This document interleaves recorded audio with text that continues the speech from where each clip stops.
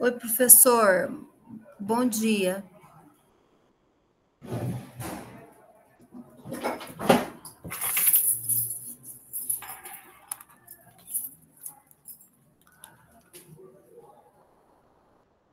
Vocês estão me escutando? Bom dia, professora, tudo bem? Bom dia, estamos ouvindo. Bom dia a todos. Só um minutinho, professor. Teve uma pessoa que me procurou no WhatsApp, só que eu não entendi muito bem o que ela queria da atividade que nós acabamos fazendo juntas. Certo. Eu queria saber que ela me explicasse qual que era a atividade, por favor, para eu enviar para você, professora. Ela está aqui?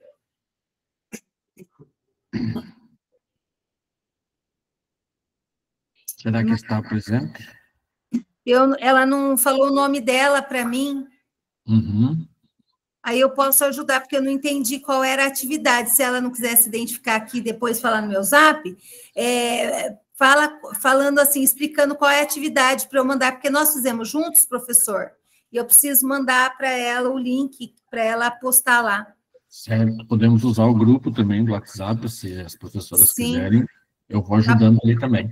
E no final da reunião a gente pode também comentar, conversar mais sobre esse assunto, né, para resolver esse problema aí.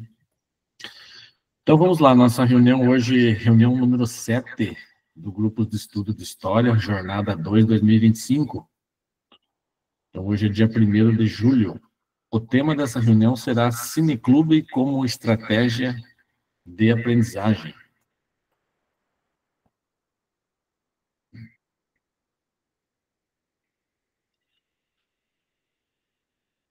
Então, aqui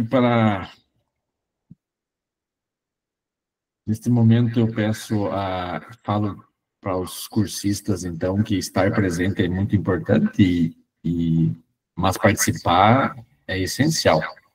Para que sua participação no grupo de estudo seja ainda mais efetiva e ativa, lembre-se de manter sua câmera aberta. Sua presença será confirmada dessa forma, conforme previsto no manual do cursista. Sugerimos também que o acesso às reuniões seja feito preferencialmente pelo computador. Então, essa indicação é para a melhor vivência dos materiais da formação.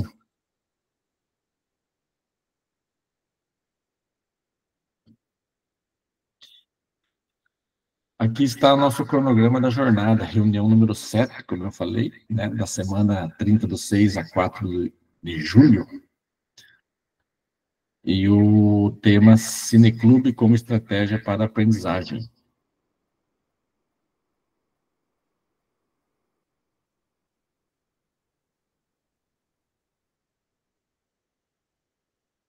Lembre-se de deixar o portfólio aberto já, professores. Hoje o portfólio será com a leitura e escolhendo alternativas, né? Marcação de X lá na resposta que lhe convier. Então, os objetivos desta reunião: apresentar a estrutura e funcionamento de uma sessão de cineclubista, utilizar a estratégia de cineclube para a aprendizagem e refletir sobre a recomposição de aprendizagem a partir da aula 30 do 9º ano e do descritor HD 28, que diz identificar teorias ou ideologias que influenciaram os processos históricos em diferentes temporalidades.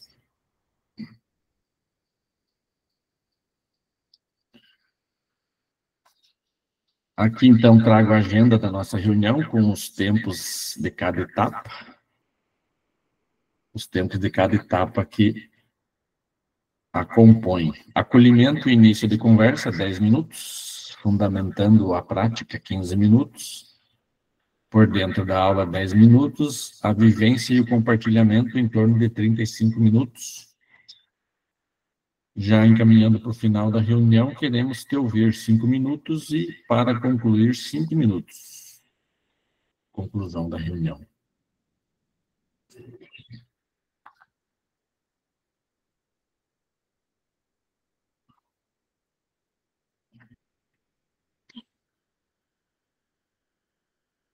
Então, acolhimento. Professor, vamos assistir e refletir a partir de um trecho da série Cidade dos Homens.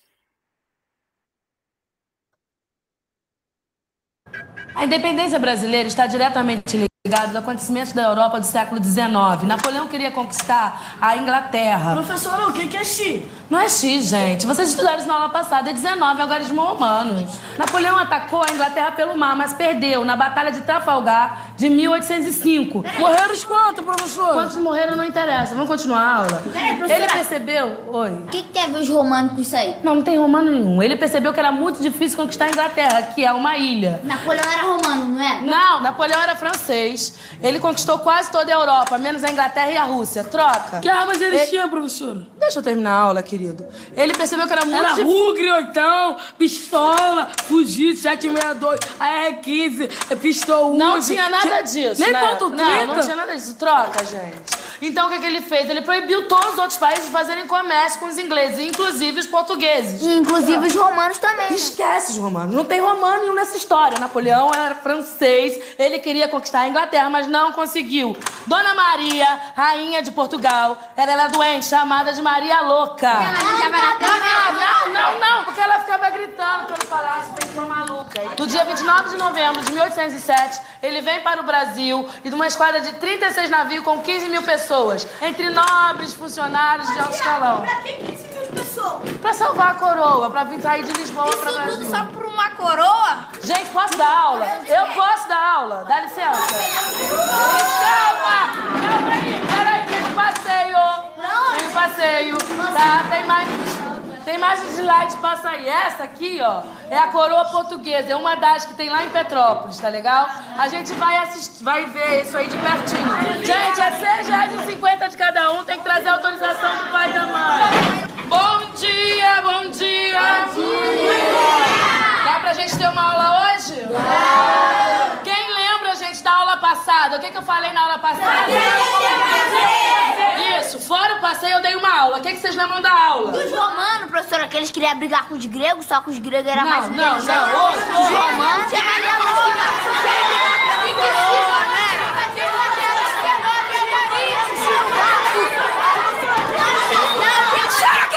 Chega! Gente, não vai ter mais passeio nenhum. Vocês não sabem nada. Pra que vamos pro passeio? Eu devolvo o dinheiro. Eu também. Professora, Oi. se eu conseguir falar o que a senhora falou sobre a aula passada, a gente pode ir no passeio ver a coroa? Pode, mas eu quero ver isso. Ah, então tá. Pode falar.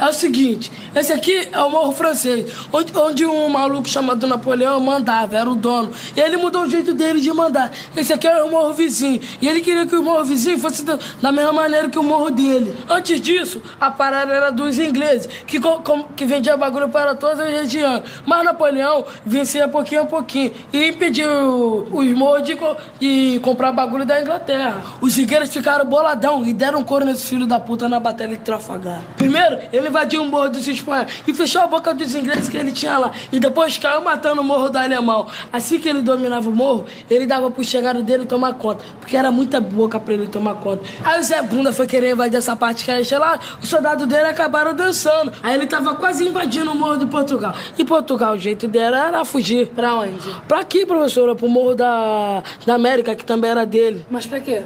Porque a Inglaterra queria salvar aqui, porque aqui é o comércio grande, aqui o continente é maior. Aí o jeito era os portugueses pedir ajuda para os ingleses. Pra quê? Ué, pra salvar a coroa deles. Salvar a coroa? Como que eles fizeram pra salvar a coroa? Ah, parceiro, aí eu já não lembro mais não. Deixa que daqui eu continuo. Tá. Valeu, professor.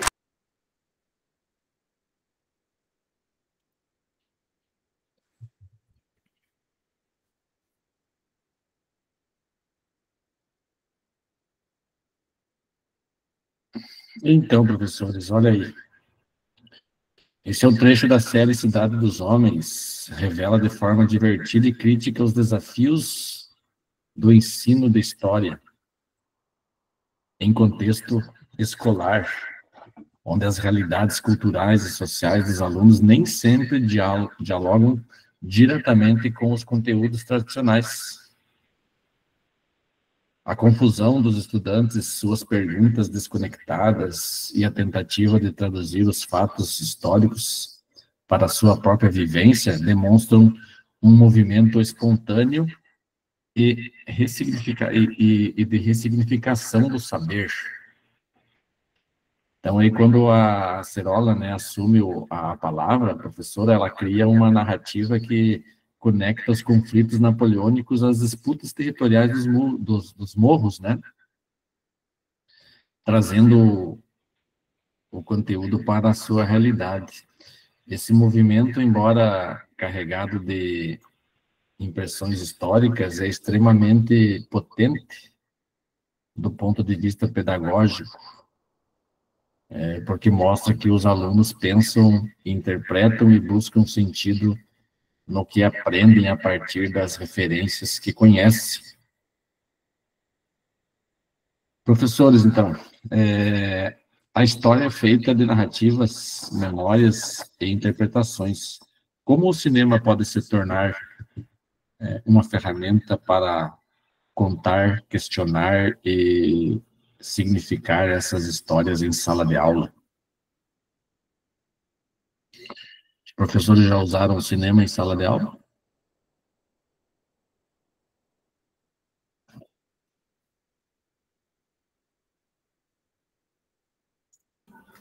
Eu uso bastante, só que eu uso vídeos que tenham com histórias curtas, né? Para que eles consigam, para não ficar tão prolongado, para não passar de mais de uma aula e tudo mais, eu passo histórias que tenham começo, meio e fim. Então, depois, são bem, assim, para mexer com... Eu gosto bastante de tema para mexer bem com a reflexão deles. E depois, né, fazer o comentário, é bem importante. Para mexer com a parte da reflexão sobre o que a história quis transmitir, e depois eles comentam na sala. Bem legal. Certo. Ao utilizar filme como instrumento para a aprendizagem de história, a imagem e a narrativa audiovisual, né, elas devem ser usadas não apenas como ilustração, mas como um recurso que provoca o pensamento, né? Estimula a reflexão, a criticidade, né? E permite ao aluno se reconhecer como sujeito da construção do saber histórico.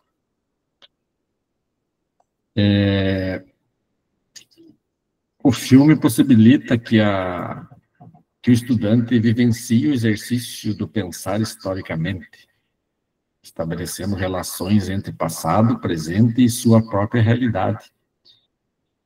Assim, mais do que transmitir informações, o uso de filmes, como no caso de Cidade dos Homens, permite aos alunos viverem a experiência de interpretar, questionar e reconstruir a história, tornando a sala de aula um espaço de diálogo entre saberes, culturas e vivências.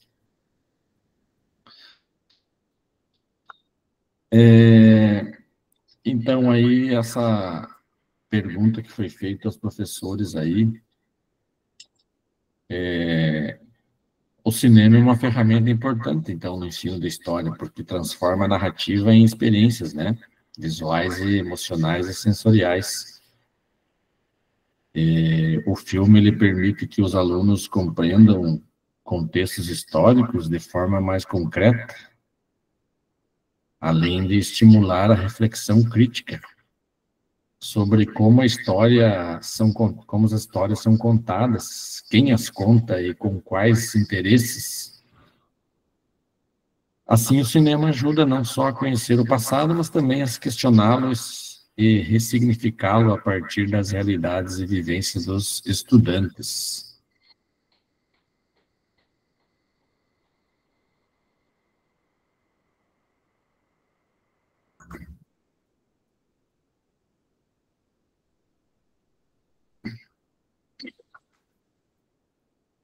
Professor, você sabe o que é um cineclube? Utilizem os emojis para responder.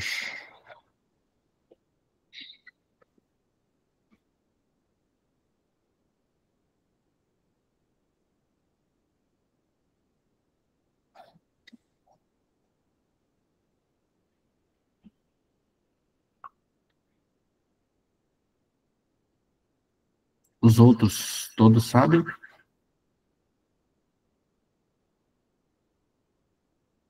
Sim? Não?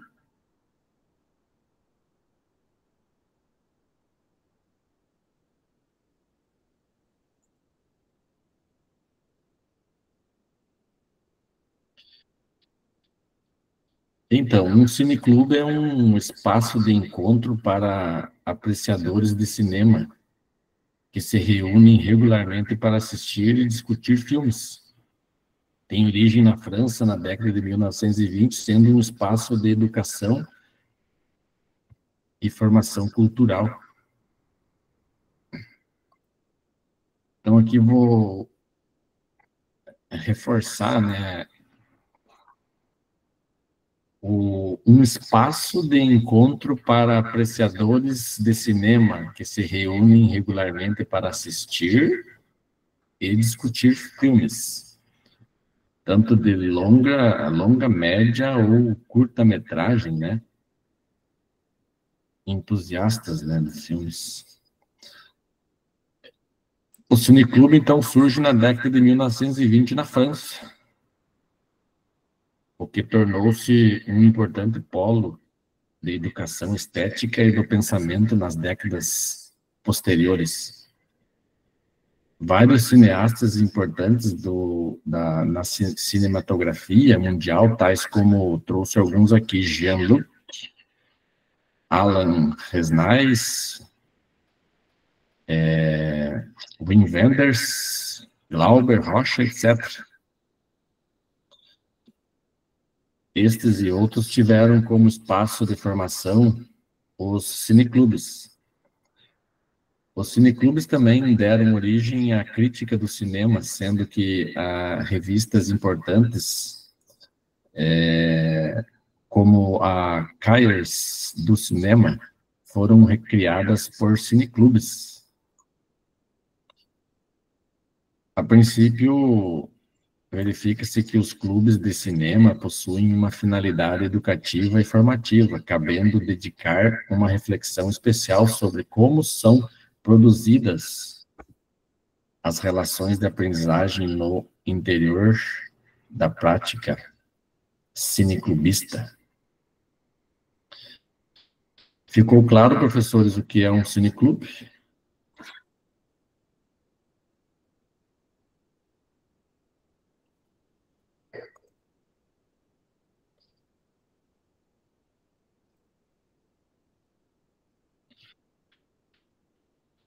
Então, o que eu preciso para criar um cineclube na escola?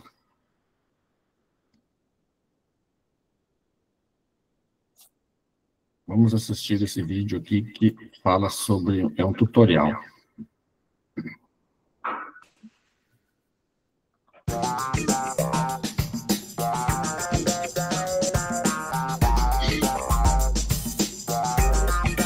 Bem-vindo ao terceiro vídeo tutorial do Educativo Tela Brasil. Neste vídeo, vamos tratar de alguns aspectos técnicos e conceituais para que você possa montar um cineclube na sua escola.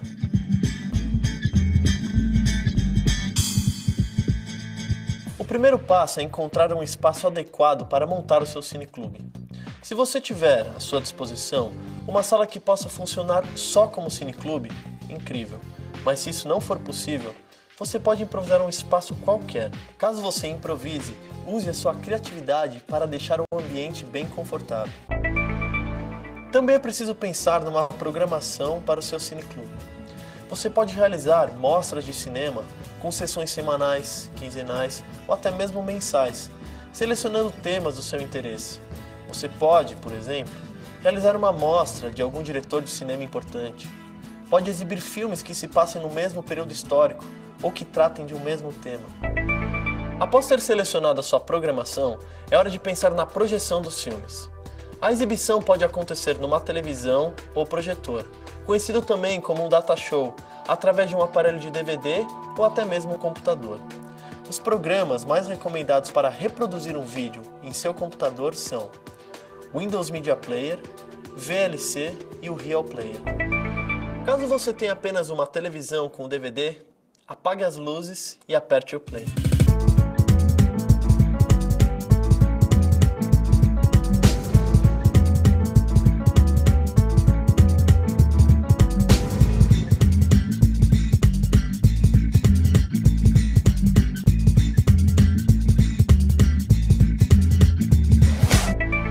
Caso tenha um projetor, coloque um espaço estratégico na sala. Posição e altura corretas evitam que o filme seja interrompido por alguma sombra indesejável.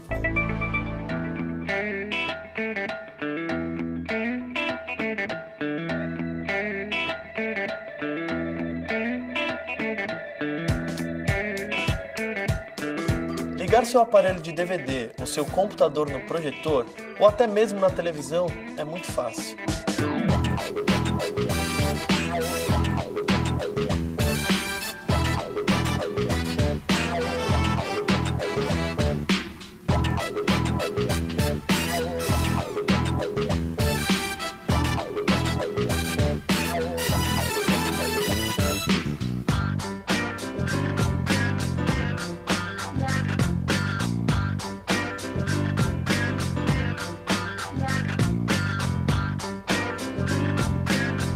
Agora é só ajustar alguns detalhes do seu projetor.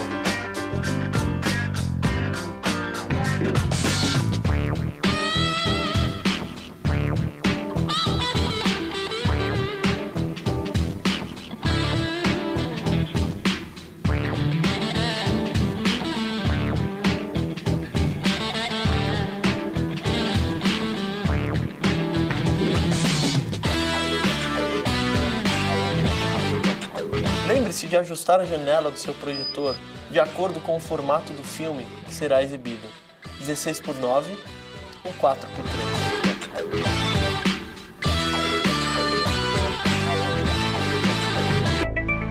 Usando uma TV ou um telão, é importante que você tenha um cuidado especial com o som. O ideal é ter um aparelho home theater.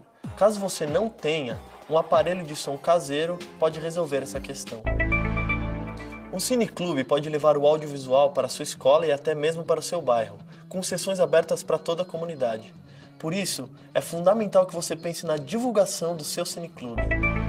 Mais que um espaço para exibição de filmes, um cineclube deve ser um espaço para debates, palestras e atividades em grupo. Tente criar um ambiente que favoreça o livre debate e a criatividade dos seus alunos, respeitando sempre os pontos de vista e o universo de referência de todos.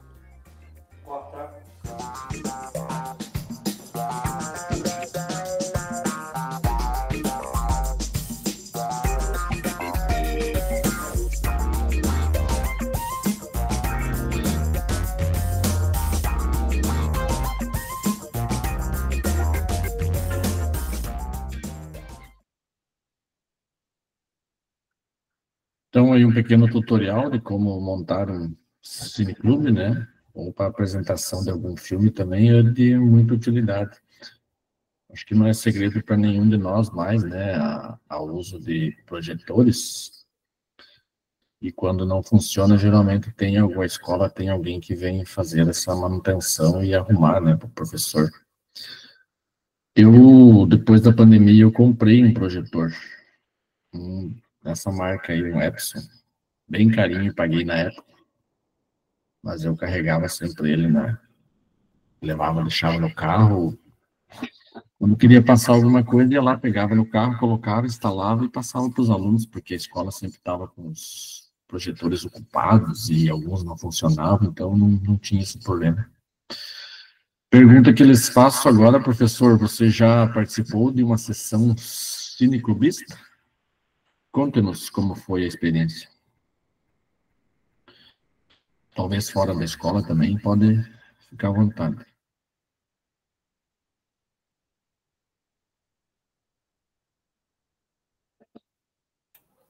Bom, eu posso dizer que eu tenho o privilégio que cada sala de aula aqui tem o seu projetor. Então, isso facilita bastante a nossa vida, né? Porque quando eu preparo algo, já sei que na sala já tem o telão e o projetor. Aí, normalmente, eu peço para apagar a luz, né? Então, a gente acaba transformando a própria sala de aula. Então, digamos que é um privilégio, né? Aqui. Ah, sim, com certeza.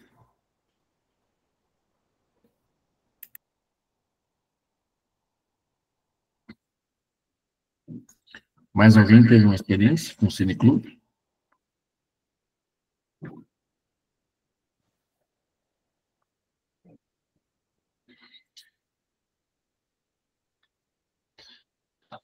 Ao montar, então, o Cineclube, alguns aspectos são importantes. Espaço e equipamentos adequados, planejar uma programação de exibição, respeitar a estrutura da sessão cineclubista, que seria apresentação, exibição e debate, e fazer uma boa divulgação para a comunidade escolar sobre esse cineclube, né? Eu vou me aprofundar aqui na explicação de cada um dos passos, então, o espaço e os equipamentos adequados. O ideal seria ter uma sala específica para exibição e com cadeiras que tragam um pouco de conforto, né? Pode ser um auditório da escola, a sala de vídeo, enfim, um espaço que permita um conforto mínimo e equipamentos que permitam uma boa qualidade da imagem e som, como projetores e caixas acústicas. Se for pequeno grupo, uma turma pequena, talvez, ou em sala de aula, uma TV, né, o Educatron, nesse caso, pode resolver o problema. Número 2, aí, planejar uma programação de exibição. A programação de filmes deve ter um propósito, né? Na escola devemos privilegiar a cultura e a educação. Por isso, a escolha dos filmes deve ter um contexto pedagógico. A programação pode ser pensada pelo professor junto com seus alunos.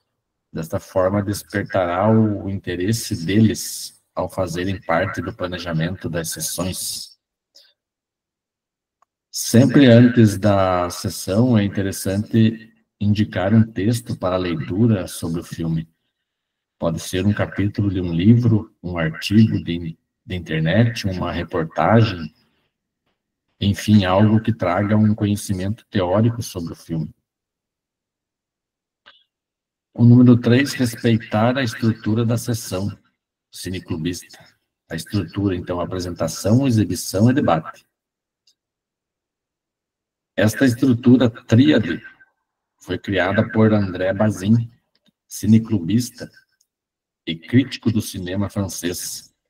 Consiste que, diferentemente do cinema, onde as pessoas buscam entretenimento, um cineclube vai além, ao propor uma apresentação antes do filme, seguido da exibição e finalizando com um debate. Um debate entre os seus membros, né? É no debate que o conhecimento é ressignificado e construído. E o número 4, fazer uma boa divulgação para a comunidade escolar. Se o cineclube for na escola, divulgue as datas das sessões em murais, redes sociais, enfim. Os estudantes precisam saber sobre a atividade, a programação e quando será realizado.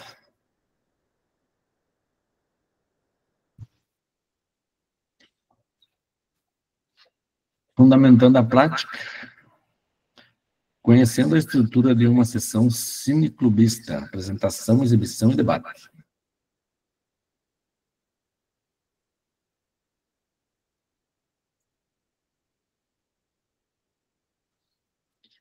Então, a sessão cineclubista possui 3 momentos: apresentação, exibição e debate.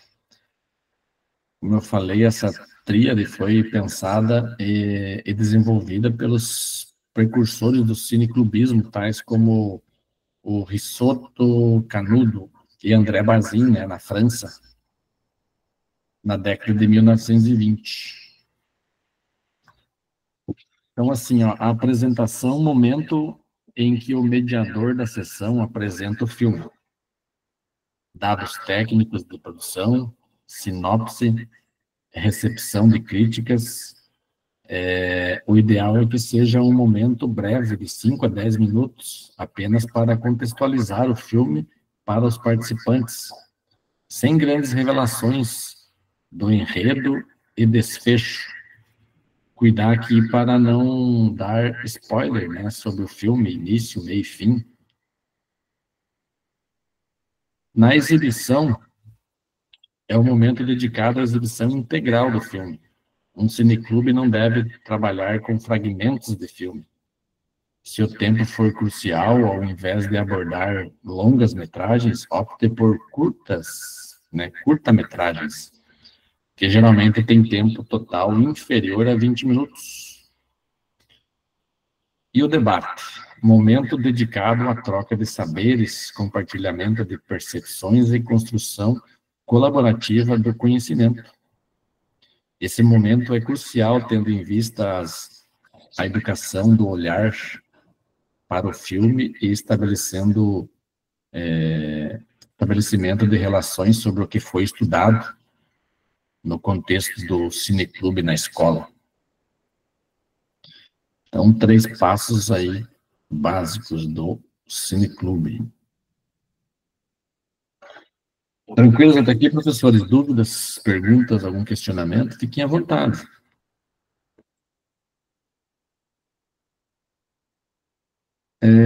Fundamentando a prática. Eu aqui vou abrir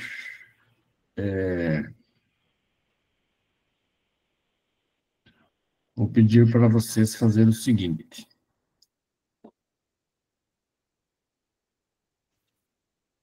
Qual o objetivo da prática cineclubista na escola? Então, o objetivo é possibilitar aos estudantes a reflexão sobre temas, conceitos e situações relacionados ao processo de aprendizagem do componente curricular, fortemente ligados a contextos da realidade cotidiana do estudante. Então, processo de construção do conhecimento pelo cineclube. Aqui eu vou pedir para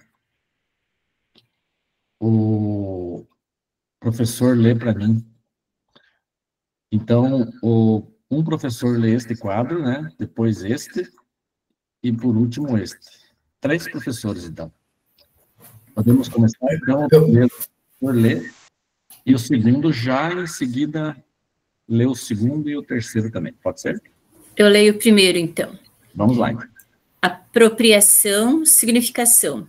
Inicia-se a partir da apresentação e da exibição do filme. O estudante reflete relacionando e dando significado e dando sentido e significado ao que assistiu. Eu posso ler o segundo. Ok. Inicia-se a partir do debate, a partir dos vários pontos de vista apresentados. O estudante ressignifica e dá novo sentido ao que assistiu. Apropriação 2, ação. A partir da ressignificação, o estudante apropria-se de um novo conhecimento, podendo articulá-lo e utilizá-lo a partir das situações da vida cotidiana. Legal, perfeito, professor. Obrigado.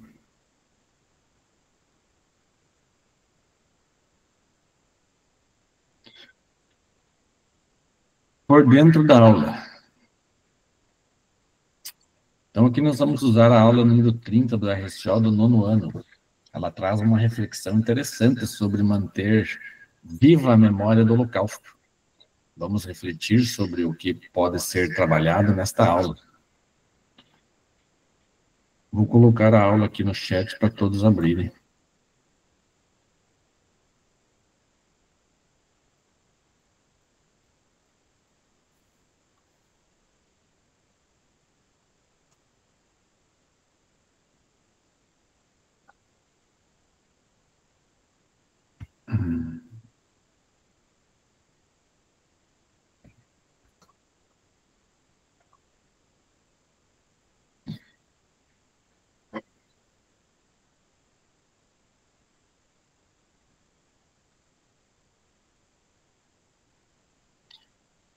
Então, a aula está no chat. Ao utilizar o cineclube como uma estratégia pedagógica, podemos abordar uma curta ou longa-metragem ou documentário que aborde o tema do Holocausto.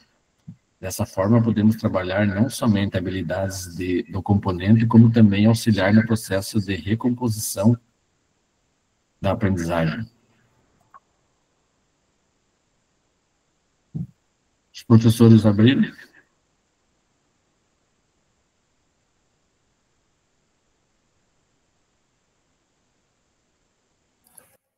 Professor, para mim não veio, não apareceu no meu chat.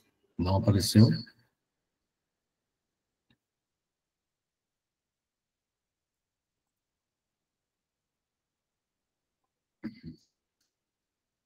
Agora apareceu, professor? Agora apareceu, professor. Obrigada. Certo.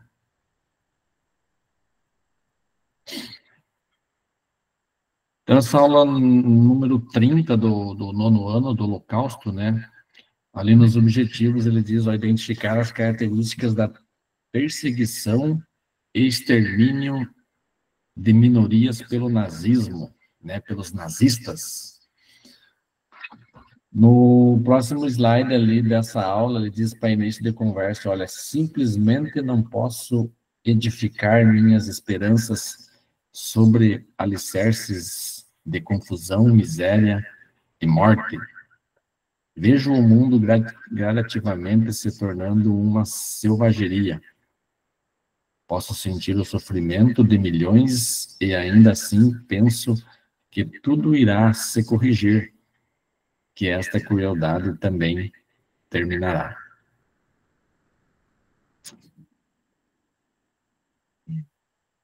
Então, nós vamos trabalhar esta aula número 30.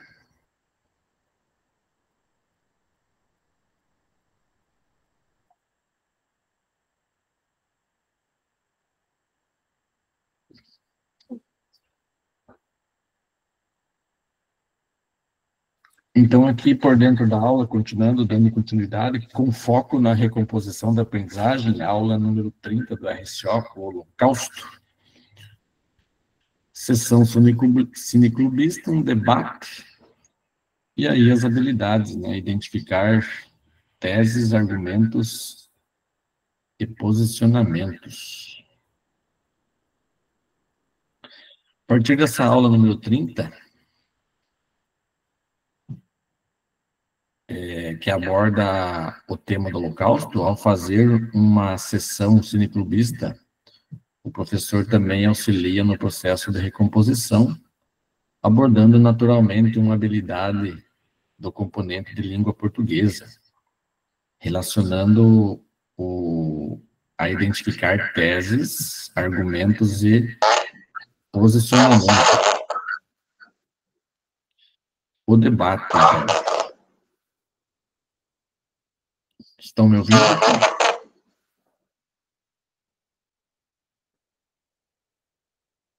Sim, estamos te ouvindo, professor. Mas tem um fio, né? Sim, prof. Agora... Professor, sim? Eu não sei se é o meu notebook, mas quando o senhor fala, dá uma microfonia. Não sei se os demais estão assim também, ou é só comigo? Provavelmente é só no seu, professor, que eu não consigo ouvir a sua microfonia. Né? Para mim não aparece. Não sei nem aonde que eu mexo aqui. Agora apareceu uns ruídos bem estranhos, mas talvez seja porque o seu microfone está aberto. Vamos, né, fazer uma experiência, a hora que a professora fechar, e vamos ver se... O professor... Sim. O seu som dá tipo de um eco atrás, sabe? Eu acho que é isso que ela está se referindo. Um pouquinho, mas dá sim. O meu dá um eco? Dá. O senhor está muito longe do microfone? Às Não. vezes é o ambiente, às vezes que é grande, às vezes, não sei. Pode, eu vou verificar essa questão do som aí. Então, aqui nesse slide, por dentro da aula, vocês querem falar sobre o debate. O debate é realizado após a exibição do filme ou um documentário, na sessão cineclubista, vai auxiliar os estudantes na identificação de argumentos e posicionamento sobre o tema abordado, contribuindo naturalmente para o processo de recomposição da aprendizagem, fazendo uma relação interdisciplinar com naturalidade. Descritor D7, então, da língua portuguesa do 6º ano, ensino fundamental, ele fala assim, ó, identificar teses, opiniões, posicionamentos explícitos e argumentos em textos. O que nós vamos fazer sem essa recomposição da aprendizagem, com naturalidade, né? Trabalhando o cineclube em sala de aula. Aqui, então, chegamos à vivência e compartilhamento. Professor, para a nossa vivência, faremos uma experiência cineclubista online. A organização segue a abordagem clássica realizada pelos cineclubes, que compreende basicamente 3 momentos: apresentação, exibição e debate. Então, eu vou compartilhar aqui com vocês uma outra tela.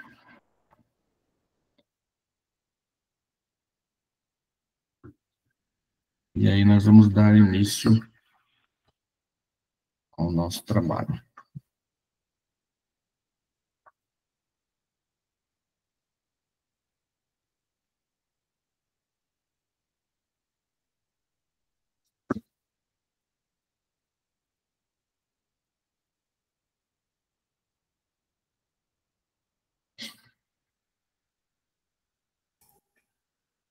Ô, professor, o senhor colocou um outro documento aqui?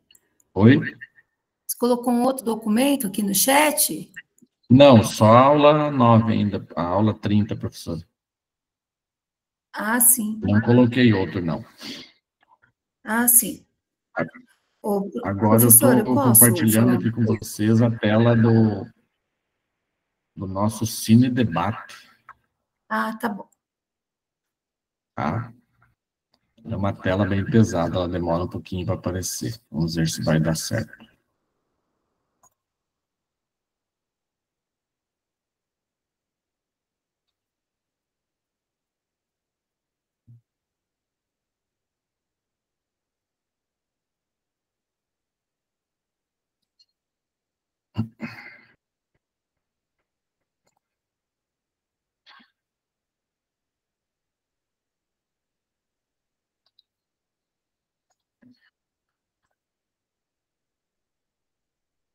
Vou postar aqui no chat.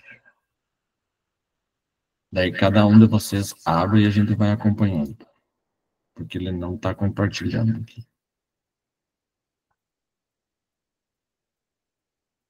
Está aparecendo aqui para nós, professor. Está aparecendo agora, professor. Primeira tela. Ah, agora apareceu. Está aparecendo? Debate. Tá. Perfeito. Muito bem.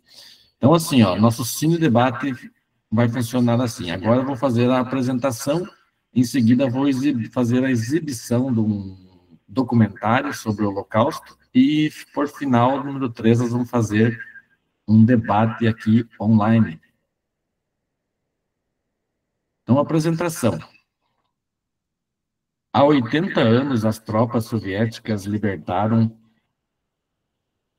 o campo de extermínio nazista de Auschwitz, em Birkenau. E, no dia 27 de janeiro, para marcar a data, alguns dos sobreviventes se juntaram a líderes mundiais em memória das 1.100.000 pessoas assassinadas no local. Em pouco mais de 4 anos e meio, a Alemanha nazista executou sistematicamente pelo menos 1.100.000 pessoas no campo de Auschwitz, construído no sul da Polônia ocupada, perto da cidade de Auschwitz. Auschwitz estava no centro da campanha nazista para erradicar a população judaica da Europa. E quase 1 milhão dos que morreram lá eram judeus. Entre os outros que perderam suas vidas estavam poloneses, ciganos e prisioneiros de guerra russos. Neste vídeo, a repórter Laís Alegretti explica a terrível história de Auschwitz e como foi a libertação do campo. Confira.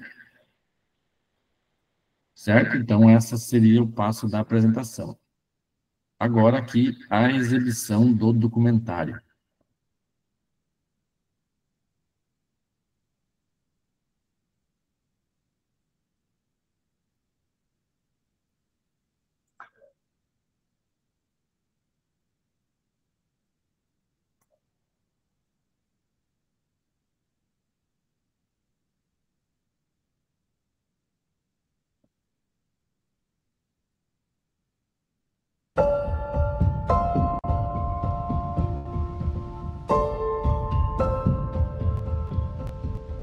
Quando nós entramos em Auschwitz, sentimos um cheiro forte de queimado. Era uma pilha de corpos humanos em chamas. Pelo olhar dos prisioneiros, dava para imaginar o que eles tinham passado. E eles entenderam que a liberdade havia chegado. É assim que um soldado soviético recorda a chegada ao maior e mais conhecido campo de concentração e de extermínio nazista. Naquele 27 de janeiro de 1945, já na reta final da Segunda Guerra Mundial, o exército soviético enfrentou os guardas alemães, entrou em Auschwitz e se deparou com seres humanos vivendo em um verdadeiro inferno. Columns of people, filas e filas de pessoas, dia e noite, eram enviadas para as câmaras de gás, enquanto nós assistíamos sem poder falar com elas. Eu via as pessoas entrarem e nunca mais saírem. Nós esperávamos meia hora antes de abrir a câmara de gás e retirar os corpos. Depois disso, os comandantes arrancavam os anéis dos cadáveres e extraíam o ouro das obturações dos dentes deles. Àquela altura, ao menos 1.100.000 pessoas já haviam sido assassinadas em Auschwitz durante 4 anos e meio. A grande maioria eram judeus de várias nacionalidades, mas houve também ciganos, homossexuais e prisioneiros de guerra. Antes de matar as mulheres, os nazistas cortavam o cabelo delas. Havia grandes pilhas de cabelo que eram colocadas em sacos. Um dos sobreviventes mais famosos de Auschwitz é o Nobel da Paz, de origem romena, Elie Wiesel. Ele afirmou: depois de Auschwitz, a condição humana já não é mais a mesma.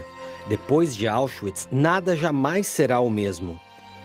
Eu sou a Laís Alegretti, da BBC News Brasil, e nesse vídeo eu conto a história de Auschwitz. Esse enorme complexo de 40 campos é o principal símbolo do Holocausto, o genocídio sistemático feito pela Alemanha nazista contra a população judia. Foram 6 milhões de judeus exterminados entre 1933 e 1945, período que abarca a Segunda Guerra Mundial. Auschwitz foi estabelecido como campo de concentração em 1940, na Polônia, país que estava sob uma brutal ocupação desde o ano anterior. O objetivo era abrigar o crescente número de pessoas detidas em todas as partes da Europa pelo regime de Adolf Hitler. Elas chegavam ali depois de longas e dolorosas viagens em trens superlotados, sem janela, banheiro ou comida. A famosa frase na entrada de Auschwitz significa: o trabalho liberta. Prisioneiros jovens faziam trabalhos forçados para grandes empresas alemãs. Alguns eram submetidos a experimentos médicos macabros por cientistas nazistas, sendo esterilizados à força ou servindo de cobaias para testes de medicamentos. Mas o destino mais comum era a câmara de gás. Foi o que aconteceu com os parentes de Andor Stern, o único brasileiro nato a sobreviver aos horrores de Auschwitz. Ele tinha só 13 anos quando foi levado da Hungria, terra natal de seus pais, e onde estava na época, ao campo de extermínio, junto com outros 430 mil judeus húngaros. Minha família foi toda junto. Aí nós fomos separados.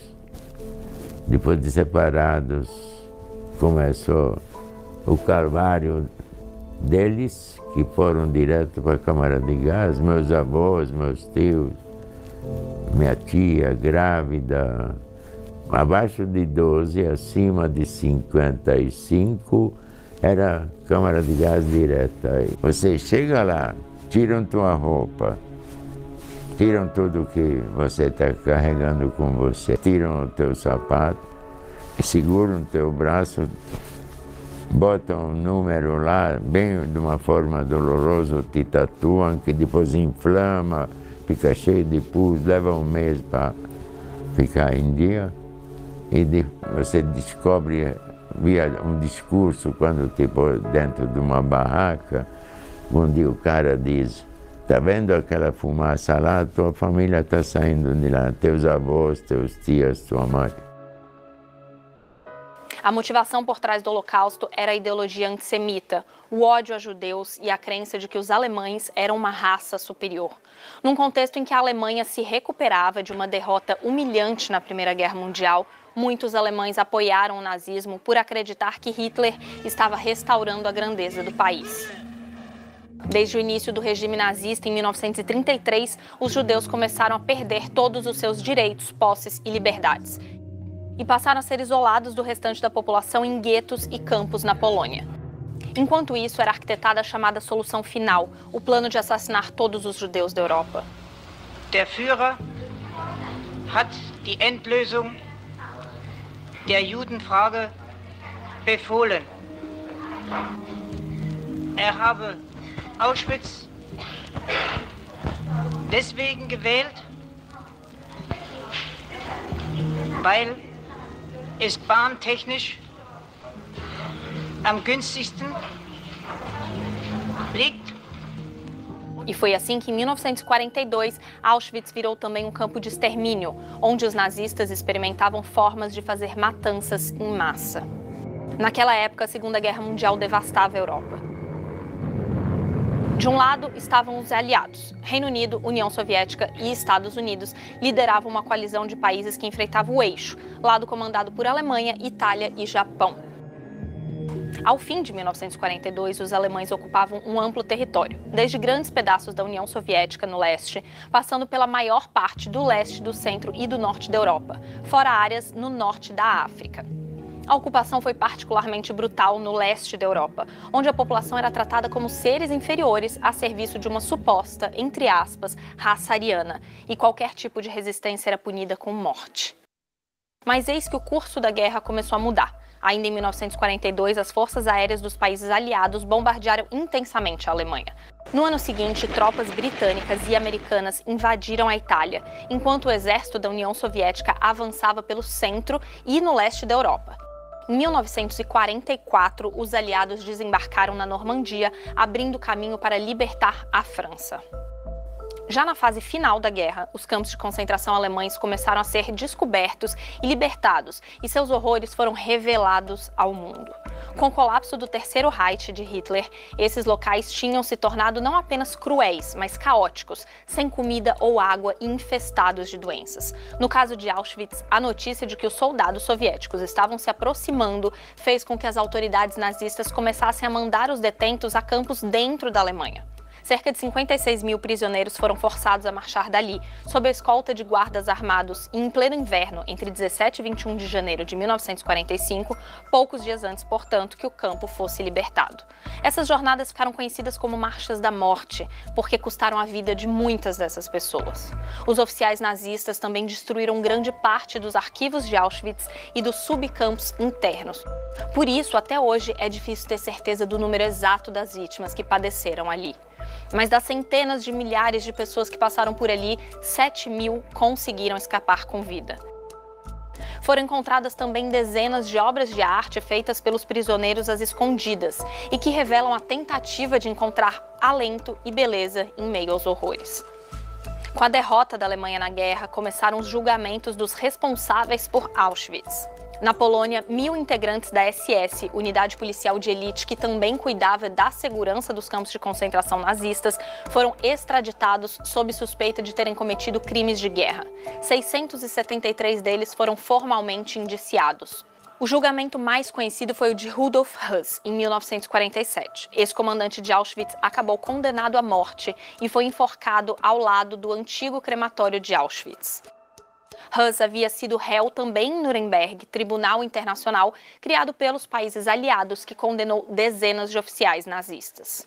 Sie waren von 1940 bis 1943 Lagerkommandant von Auschwitz, stimmt das? Jawohl. Und in dieser Zeit sind Hunderttausende von Menschen dort in den Tod geschickt worden. Ist das richtig? Jawohl. Embora tenha havido vários tribunais e julgamentos pelos crimes do Holocausto, é sabido que muitos criminosos do nazismo escaparam sem punição. Ao mesmo tempo, museus e organizações passaram a coletar as informações e os depoimentos dos sobreviventes.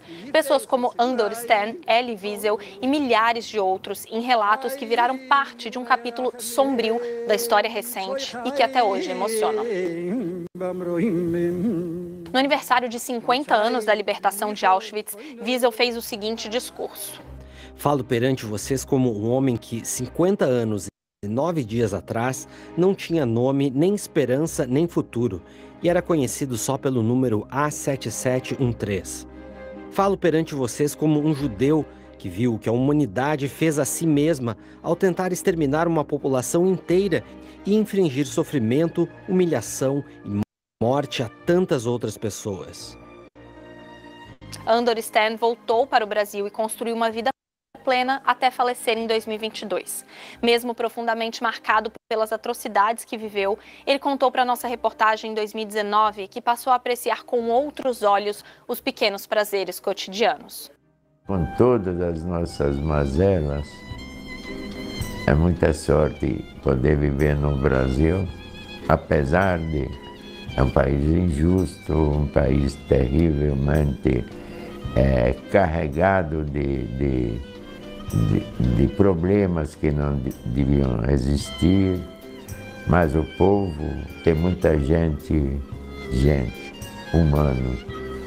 Você se sente aqui abraçado, acarinhado. Eu costumo dizer, para mim, cada dia que eu vivo uma sobremesa, é muito gostoso, sabe? Muitos sobreviventes de Auschwitz também levantaram a voz contra a perseguição a outros povos. É o caso de Bernhard Offen, que perdeu 59 parentes durante o Holocausto. We need to wake up. Precisamos acordar a respeito de como tratamos os seres humanos. O Holocausto aconteceu por causa do ódio aos outros. Vamos ser claros. Em particular, do ódio contra os judeus. Certo, nós judeus somos o número 1 na lista de perseguidos, mas existem outros nessa lista, muçulmanos, indianos e muitos outros. É anti-humano ser antissemita. Não é só contra os judeus, é contra todo mundo. Estamos vivendo em tempos muito perigosos neste planeta. Com isso eu fico por aqui. Conta pra gente nos comentários se você quer ver outros vídeos históricos como esse. Obrigada pela audiência e até a próxima.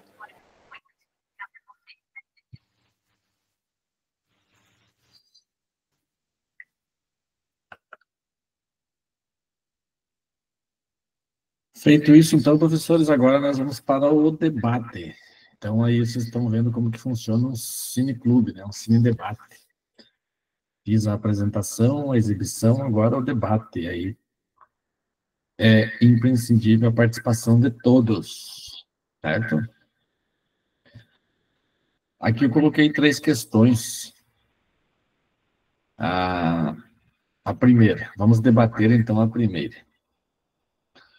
O documentário e a aula abordam as ideologias nazistas, incluindo o antissemitismo e a crença na superioridade da raça alemã.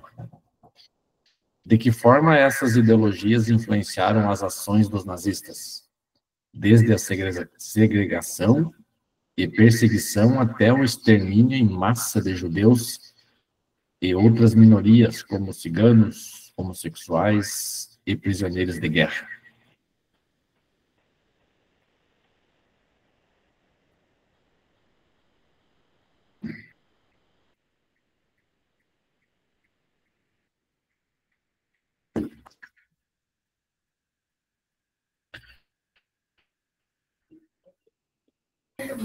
Professor e colegas, talvez eu não responda. Eu posso falar? Pode ser minha vez? Pode ser, professora. Tudo bem. Talvez meu comentário não chegue a responder exatamente a questão ali, mas é tão forte essas cenas que chega a dar náuseas, né? Assim, uma questão que, como que o ser humano consegue fazer isso para o ser humano? Infelizmente, hoje não é tão claro isso, mas ainda tem pessoas que agem contra o ser humano. Ao finalzinho do vídeo ali, né? Não é crime ser antissemita, é crime ser anti-humano. Então, é muito marcante essa cena mesmo. Terrível, né?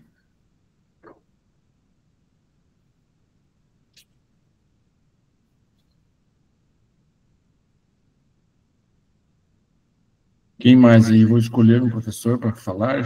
A professora Isabela, pode ser?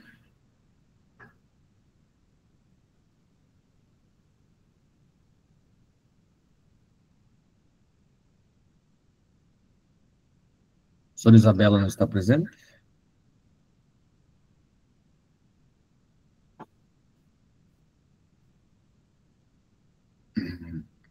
Professor Paulo.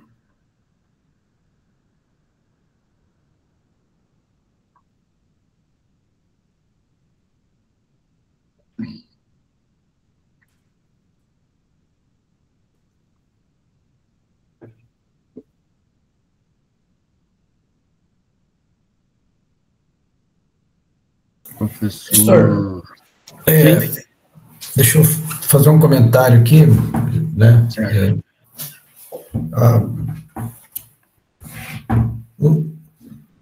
Um pouco do que mostra ali, acho que a questão, a ideologia nazista, né? Ele mostra aquele detalhe que a gente sempre ouve falar dos chamados bem-nascidos, né, professor? Na ideia aquela ideia arianista, né? Uma sociedade branca, né? Sociedade branca, rica, né? Abastarda, né? E que se acha superior, porque é óbvio que quando você é abastardo, quando você tem as melhores condições, quando você tem dinheiro, né? Você vai ter uma ótima formação, uma ótima uma ótima condução para a sua vida. Então, você vai ter acesso às melhores escolas, às melhores educações, né? As formas de conduzir sua vida para essa sociedade que se denomina os bem-nascidos, né? E esses bem-nascidos, de outra forma, aí eles vão, é claro, vão ter o conhecimento, vão ter clareza, vão ser esclarecidos, e daí, por sua vez, vai juntar com essa talvez ideologia nefasta, né, de achar de que por você ter acesso a tudo isso, você ser o melhor, né, você ser o mais importante, né. Então, a influência da superioridade da raça, da etnia nazista, né, eu acho que ele vai para esse campo de que achar de que eles seriam os melhores, né, de que eles poderiam dominar uma sociedade que, por sua vez, tinha que ser dominada, né, que eles achavam que era uma raça inferior à mesma, né, porque, historicamente, a gente já viu que lá, desde trás, os judeus sempre foram perseguidos, né, desde a diáspora lá, né, antes de Cristo, né. Então, eu penso que essa superioridade deles está relacionado a esse pensamento, né, dos chamados bem-nascidos.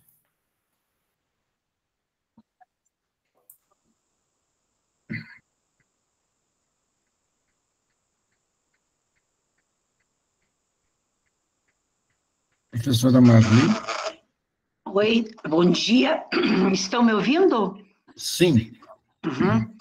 Então, quando falamos de ideologia nazista, nós temos que pensar que no líder desta ideologia, né, que se chama Adolf Hitler, né? Então, nós podemos perceber que esta crueldade toda, né, teve um líder que idealizou tudo isso, toda esta barbárie, né? E ele pegou a Alemanha no momento de grande depressão, né? Porque a Segunda Guerra Mundial, as sementes da Segunda Guerra Mundial já ficaram lançadas quando acabou a Primeira Guerra Mundial, né? Então, o grande líder, né, doente, né, ao meu ver, uma pessoa extremamente doente, conseguiu, né, tipo, hipnotizar, né, fazer com que a população alemã acreditasse, né, e seguisse seu projeto de destruição e extermínio, né? Então, eu vejo assim, colocou assim, ele inseriu na mente dos alemães que eles eram uma raça, né, superior e que os demais deveriam ser exterminados, né? Então, as ações nazistas, né, de segregação, né, perseguição, extermínio, né, vem sempre de um líder doente. Esta que é a minha contribuição aí, não sei se vocês concordam. Concordo, professor. Então, esse Hitler, parece que ele quis ser o precursor, deixar o nome escrito, deixar um registro, né? Independentemente do que ele fizesse, né? Ele queria ficar marcado. E funcionou, né? Se nós formos aí, quando falamos da Segunda Guerra Mundial, o nome que vem à cabeça é Adolf Hitler, né? Sim, com certeza. É o líder desta barbárie toda, né? Porque hoje os alemães têm uma vergonha, né, de tudo isso aí, sabe? Né? Uhum. Exatamente. Quem mais? Professora Karina, participar do debate?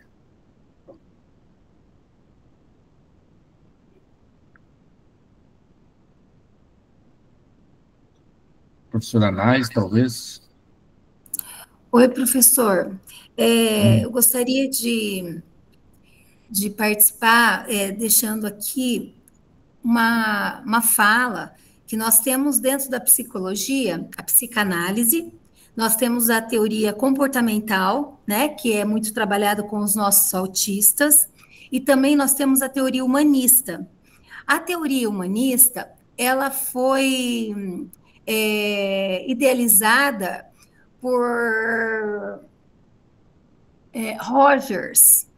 E o Rogers, ele tem um amigo chamado Viktor Frankl, que escreveu um livro, eu acho que eu li ele, eu acho que foi o ano passado. Ele chama-se Em Busca dos Sentidos. E ele fala sobre essa questão da frase, o trabalho liberta, sabe?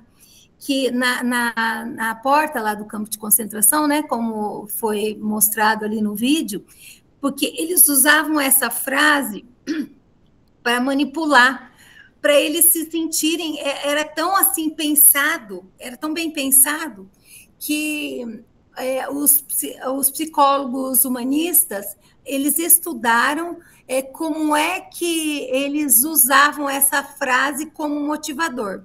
Na verdade, não era eles que seriam os culpados de levar e exterminar a população judia e os demais?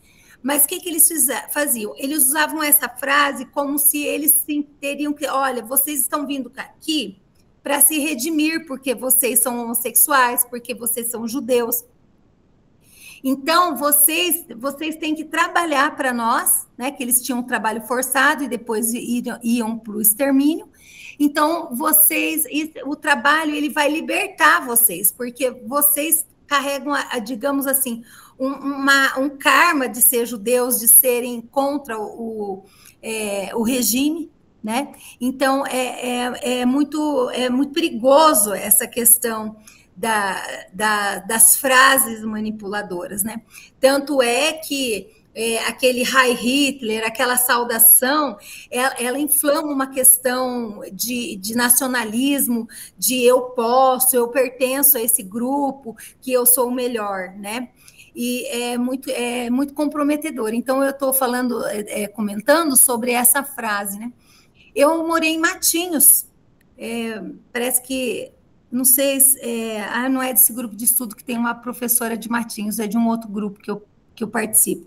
E lá eu trabalhei, né, no Estado também, né, mas eu trabalhava um período na PAI. E eu quero deixar registrado aqui que tinha uma mãe que levava uma filha lá, a filha já estava idosa, e ela mais idosa ainda. Esse relato que ela fez para mim foi em 2006, que eu morei na praia de 2004 a 2009, lá em Matinhos. E a filha, quando eu fui trabalhar lá, eu fui da PAI, e aí ela falou, aí eu fui lá olhar os laudos e por que eles, se era problema no parto, se era uma questão genética, se tinha alguma síndrome, e eu vi que uma menina só tinha deficiência intelectual grave. Ela pouco verbalizava, já era idosa, né? Tinha mais de 50 anos, e aí eu chamei a mãe para conversar, né? Porque assim, a documentação dela estava toda datilografada e meio apagada. E, pasmem, a mãe me conta que eles foram para Auschwitz, e ela nasceu em Auschwitz, a menina. E ela tinha um filho de 7 anos, e que foi, e separou, ela o marido judeus, né? Marido e mulher, e ela tinha um filho de 7 anos, o filho ficou com ela, e ela foi mandada para Auschwitz, grávida. E dali um mês, ela teve a menina ali, e ela conta, assim, que uma pessoa ajudou ela, porque não nascia a menina, e uma mulher, para que ela não morresse ali naquela aflição, ela enfiou a mão, né, literalmente, nela, para poder tirar o bebê. Foi, assim, uma situação muito crítica, e esse bebê é essa menina. E ela diz que para a menina sobreviver, como ela estava desnutrida, ela não tinha leite, né? Então, algumas mães ficavam entre o colchão com as crianças e o estrado, né, daquelas beliches, escondendo as crianças enquanto eles saíam, né, para deixar. E o menino dela de 7 anos, ela viu, essa menina só sobreviveu porque ela pegava batata e dava para a menina chupar batata crua, ou se não, pegava pão, molhava na neve e dava para o bebê chupar. Então, vocês imaginam, farinha, que não é nada, né? Vocês imaginam o desespero dessa mãe. Essa menina sobreviveu entre os colchões ali, mesmo porque desnutrida, a criança, ela falava que a criança dormia muito, né? Então, ela ficou com essa deficiência intelectual por causa dessa nutrição. E pasmem que essa mulher, essa judia, ela contava tudo isso para mim e ela não chorava. E eu via que ela tinha tatuagem assim nos olhos, sabe, daquelas maquiagens assim, né? Nos olhos, na sobrancelha, na boca, ela tatuou a boca dela e passou tipo de um batom permanente. E eu disse para ela, nossa, assim, eu me debulhei em lágrimas, né, de uma história que ela me contou, que eu vou relatar para vocês aqui. E ela disse assim, eu fiz essa maquiagem porque eu não tinha mais expressão. O sofrimento era tão grande, que eu perdi o meu marido, nunca mais o vi. Eu não sei se ele está escondido, se ele ficou com uma deficiência, se ele foi morto. Ele não foi para Auschwitz, quando ela entrou E ela diz que ela achava que ela estava indo com as crianças para um lugar que ficassem mães e crianças, que daria tudo certo, sabe? E que o marido ia para o trabalho forçado, né? Então, e aí, ela falou que ela não tinha mais expressão, ela não consegue mais chorar, né? Tanto é que ela tem dificuldade de fechar os olhos para dormir, porque aquilo vem à tona, então ela toma medicamento, ela pinga colírio nos olhos para fechar os olhos, e pasmem. Ela disse assim, que num certo dia de manhã, pegaram um menino dela de 7 anos para cortar lenha, para eles colocarem, né, ali para a queima dos corpos, mas ela não sabia que era para isso.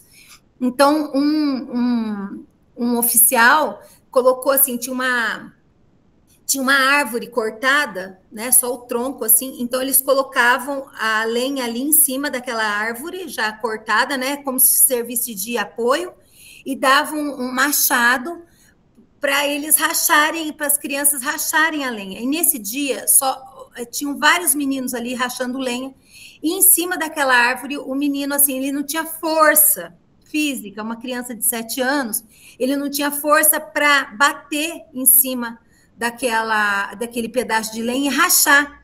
E aí ela estava indo por campos de batata, e ela viu isso, ela em fila, ela viu o policial assim empurrando o filho dela, batendo, e ela deixou o bebê junto com uma outra, porque as mães se revezavam para cuidar dos outros bebês que tinham lá escondidos dos soldados, quando elas perceberam que seriam mortos, né? Então, uma ficava para cuidar dos bebês e molhar o pão e dar na boca de todos os bebês.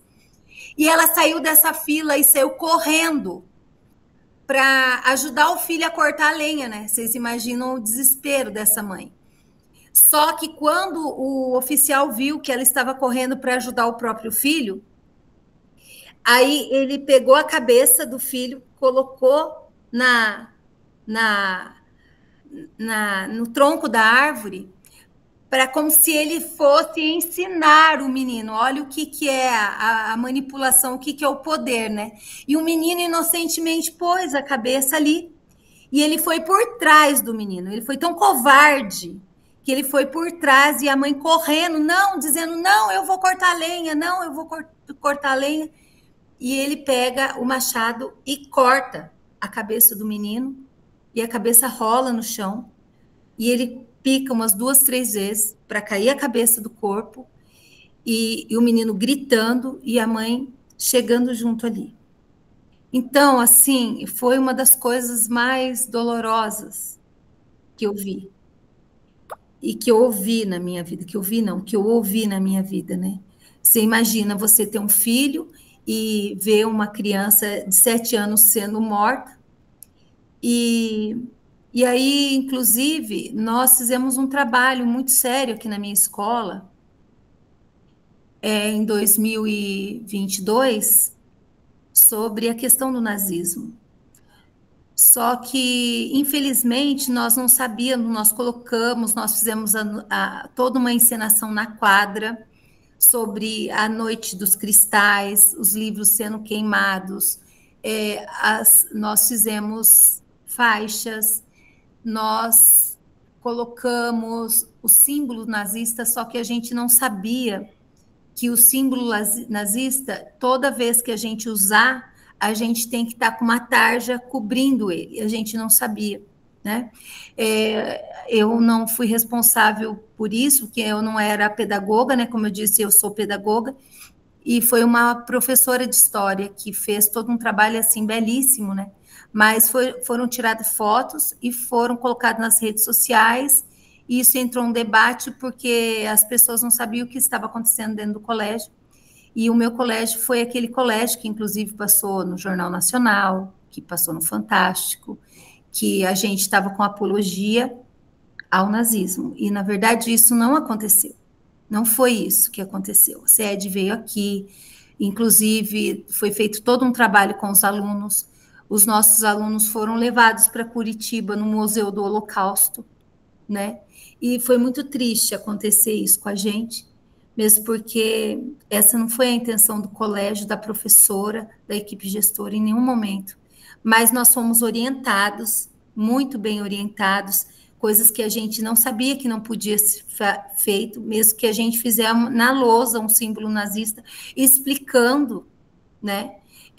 Isso não, a gente tem que colocar uma tarja por cima. Então, esse foi o nosso erro. A gente não sabia. Mas é errando que a gente aprende, né?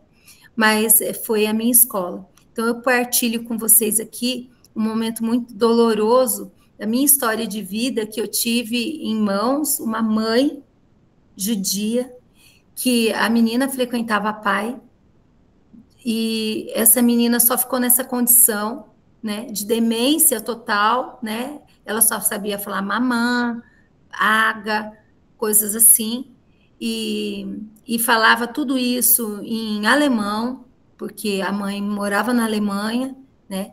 Então ela foi assim, o idioma dela é o alemão, não conseguiu aprender português, e essa mãe nessa condição, né? Vocês imaginam a dor que era de uma mulher sozinha num campo de concentração com um bebê e uma criança de 7 anos. Eu me coloco no lugar dela e me compadeço extremamente. Obrigada, professor.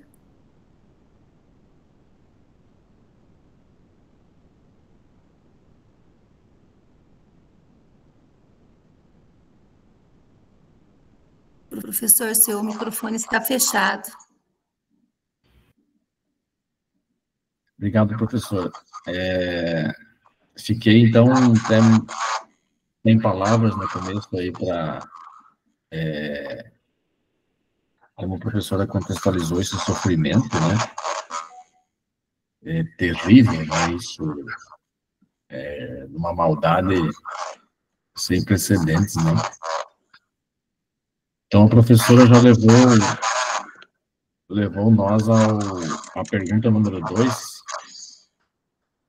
que é a frase de Arbeit macht frei, o trabalho liberta, né? Que estava na entrada de Auschwitz. Aí a pergunta era como essa frase que prometia liberdade pelo trabalho se contrapõe à realidade vivida pelos prisioneiros nos campos de concentração e extermínio, onde eram submetidos a trabalhos forçados, experimentos médicos macabros, e frequentemente o destino final era a câmara de gás. Então, a professora colocou que era como uma enganação, né? A professora Marli também, no início, colocou uma mentira, né? Uma enganação para atrair as pessoas para o seu fim, né? Para a morte. Está acontecendo um chill, será que tem microfones abertos? O da professora Marli está aberto seu microfone. A senhora quer falar, professora? Não? Tranquilo. Então, assim, vamos para a pergunta número 3. A pergunta número 3 fala assim, ó, o sobrevivente do Holocausto, Bernard Offen, afirma no documentário que o Holocausto aconteceu por causa do ódio aos outros e que é anti-humano ser antissemita. Não é só contra os judeus, é contra todo mundo. Pensando nessa perspectiva, qual a importância de se manter viva a memória do Holocausto para combater o ódio, a intolerância e a xenofobia nos dias atuais?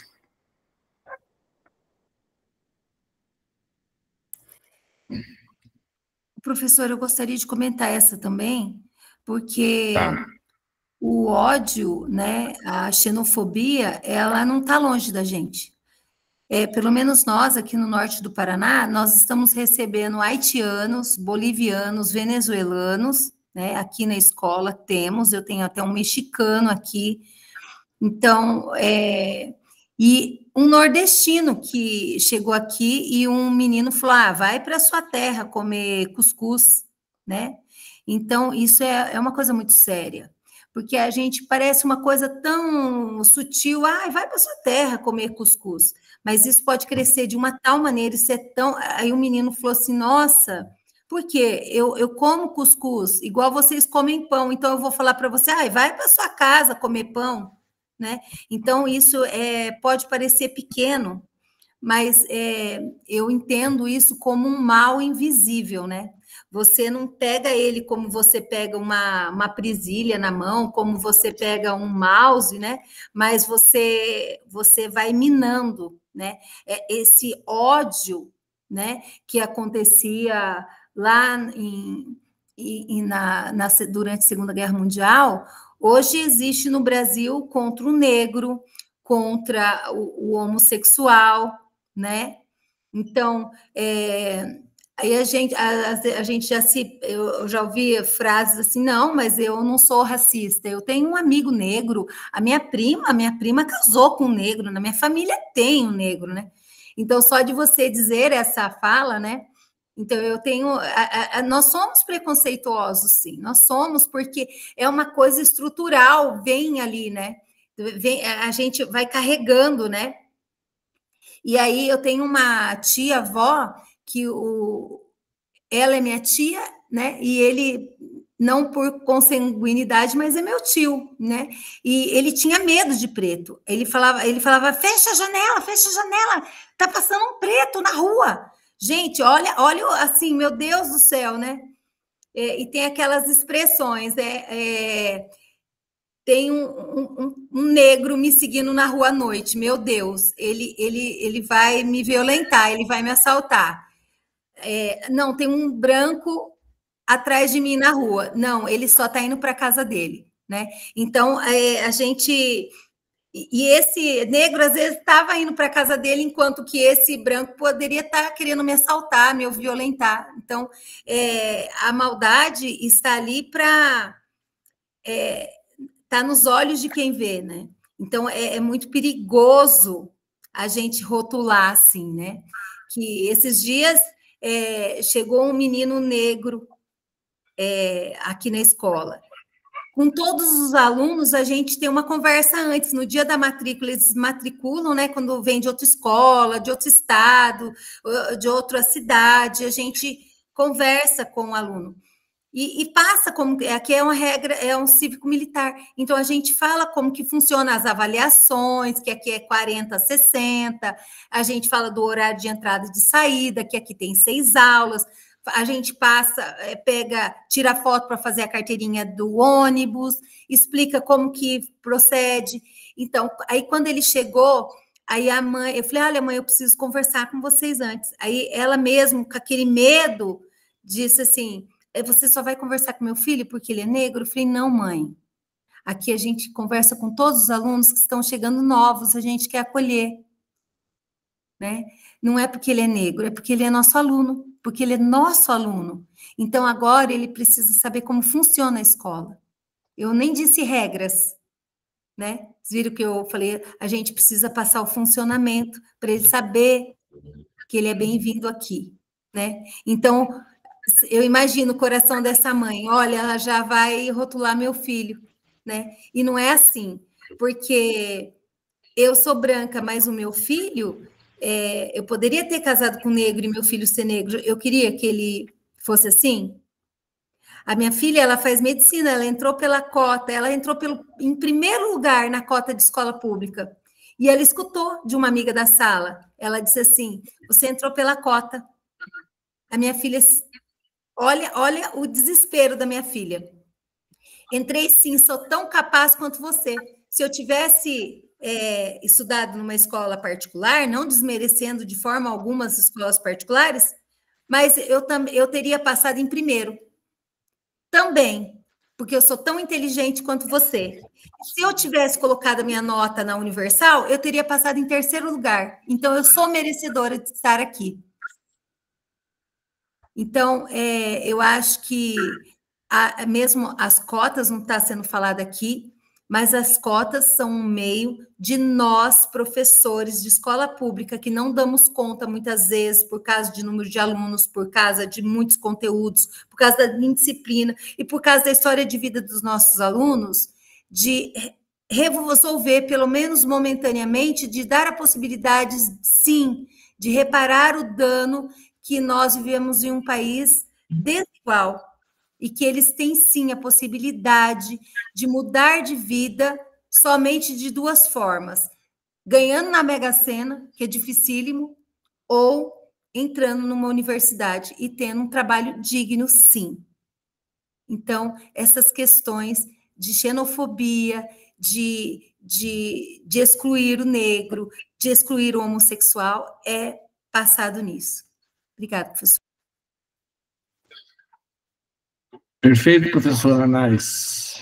Maravilhosa a participação e os exemplos que a professora trouxe aí.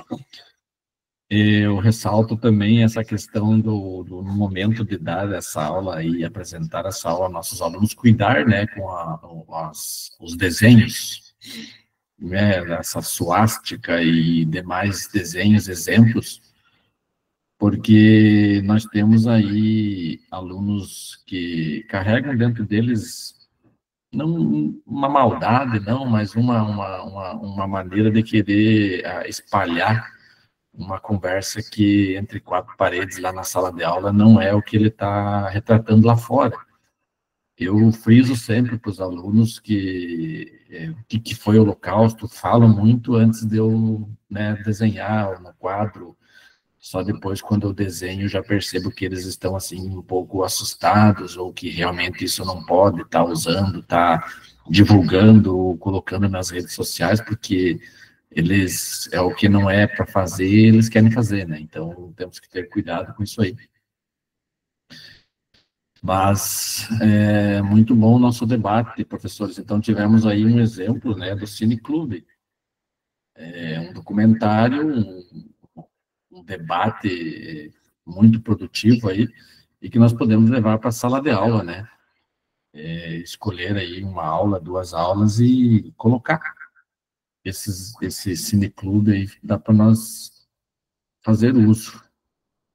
Eu acho que a opinião dos professores é a mesma minha ou não? Será que não conseguimos? Devido ao tempo, talvez, mas curtas metragens, né? Então, aí nos encaminhamos para o final da nossa reunião. Já coloquei no chat para vocês o Queremos Te Ouvir, né? Peço que os professores preencham o formulário para que possamos continuar nossa jornada com o mesmo entusiasmo e aprendizado deste encontro, né? Use o formulário para registrar as suas impressões. Está no chat, se alguém tiver problema em abrir, me avise.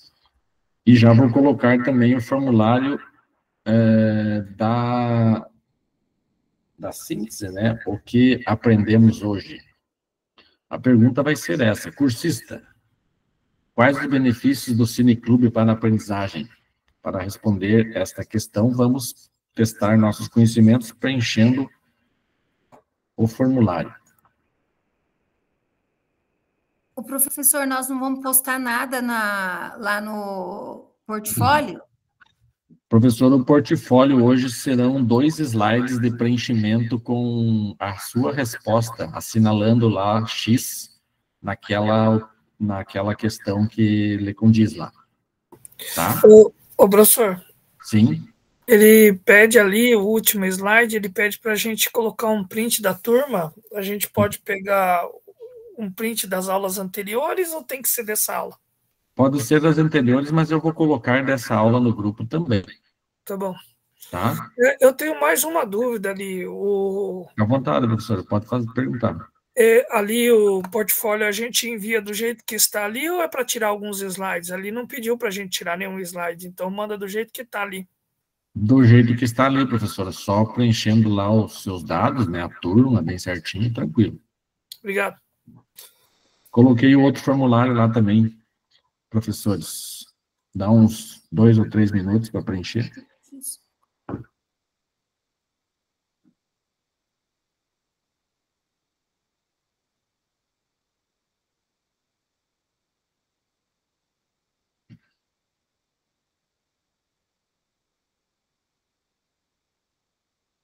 Professor Cláudio, tem alguma dúvida?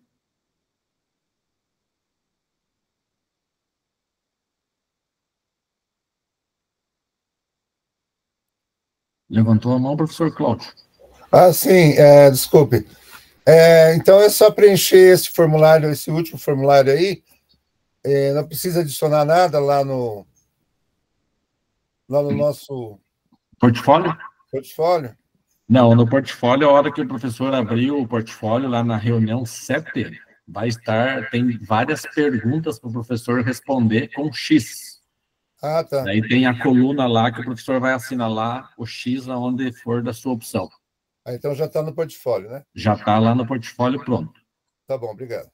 Nada, não.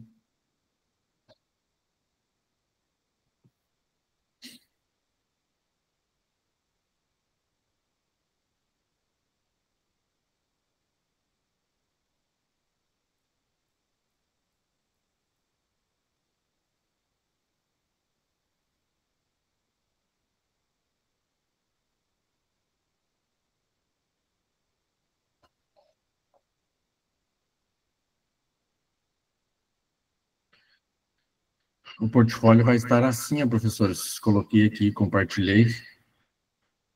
Já está aparecendo para vocês. Reunião 7, autoavaliação.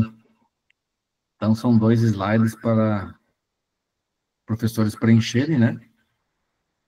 Ali tem sempre, às vezes ou nunca. Vai escolher a sua opção, colocar um X, e aí está pronto o portfólio.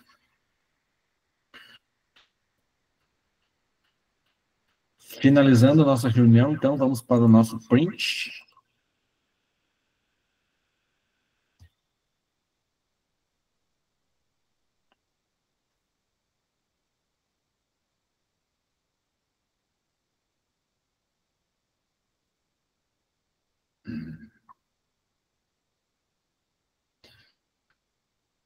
Então, vamos lá. 1, 2, 3. Pronto. Feito o print. Obrigado, então, professores, por comparecerem a essa reunião número 7 do nosso grupo de estudos. Uma boa semana para todos. Tchau, tchau, prof. Até mais. Tchau, tchau. Até mais. Um abraço. Professora, semana que vem tem curso? Semana que vem tem. Tem? Tá. Tem curso. Tá bom? Depois, férias. Tá. Beleza. Ô, professor. Sim. É sobre a nossa implementação, sobre os documentos lá que é para pôr dos alunos. Por exemplo, eu tirei foto dos alunos comigo lá na sala, eles apresentando o trabalho. Eu tenho que pegar a assinatura, fazer um daqueles de cada aluno? De cada aluno, professora, não. Porque não precisa, não.